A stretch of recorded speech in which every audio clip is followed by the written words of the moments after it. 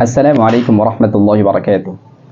آپ نے کبھی نہ کبھی لیڈیز فرسٹ کا استعمال تو ضرور کیا ہوگا،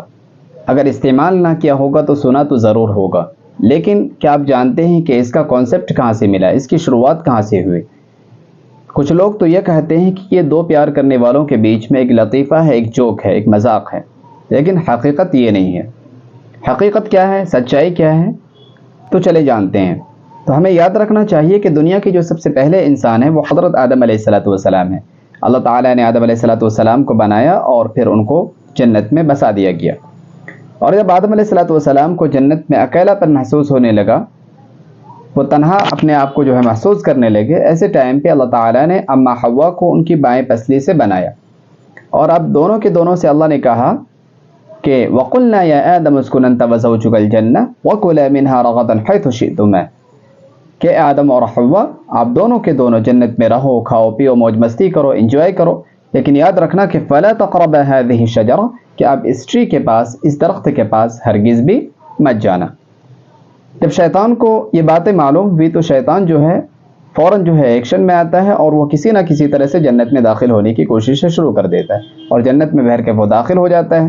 اور اما حوا کو وہاں جا کر بہکانے کی کوششیں کرنے لگتا ہے، اور بہکانے لگتا ہے،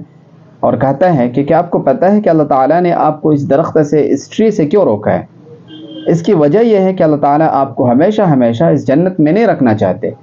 اللہ کی خواہش اور اللہ کی منشا یہ ہے کہ اللہ آپ کو جنت سے نکال دیں،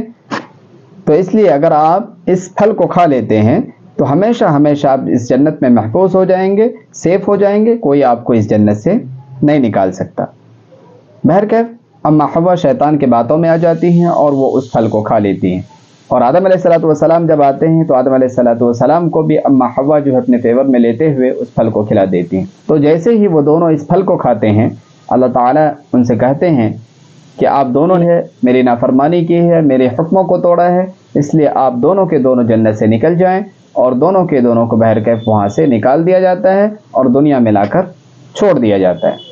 جو کہ مشہور و معروف ایک کہانی ہے۔ تو اس طرح سے وہ پہلی غلطی، وہ پہلی بھول، وہ پہلا مسٹیک جو کہ اما حوا کے ذریعے سے سرزد ہوا، اما حوا کے ذریعے سے صادر ہوا، جو کہ first lady of the world تھیں، لوگوں نے اس کو اتنا بتنگڑ بنایا، اپنے اپنے انداز میں اس کو اتنا جو ہے کوسنا شروع کر دیا، اتنا اس کے بارے میں لوگوں نے باتیں شروع کر دی کہ first lady of the world سے ہونے والی اس بھول، اس مسٹیک کو لوگوں نے لیڈیز فرسٹ کا نام دے دیا۔ یہ ہے اس کی سچائی، کیونکہ اکثر و بیشتر مذہبی کتابوں میں اس چیز کا تصور ملتا ہے اور اس کہانی کا ثبوت ملتا ہے، اگرچہ لوگوں نے اس کو الگ الگ انداز میں بیان کیا ہے۔ کہیں پہ اس کو آدم اور حوا کہتے ہیں، کہیں پہ ایڈم اور ایو کہتے ہیں، کہیں پہ اٹمن اور جیوا کہتے ہیں، اور کہیں پہ منو بھی کہا گیا ہے۔ تو یہ جانکاری اور سچائی آپ کو کیسی لگی، اپنے دوستوں سے ضرور شیئر کریں،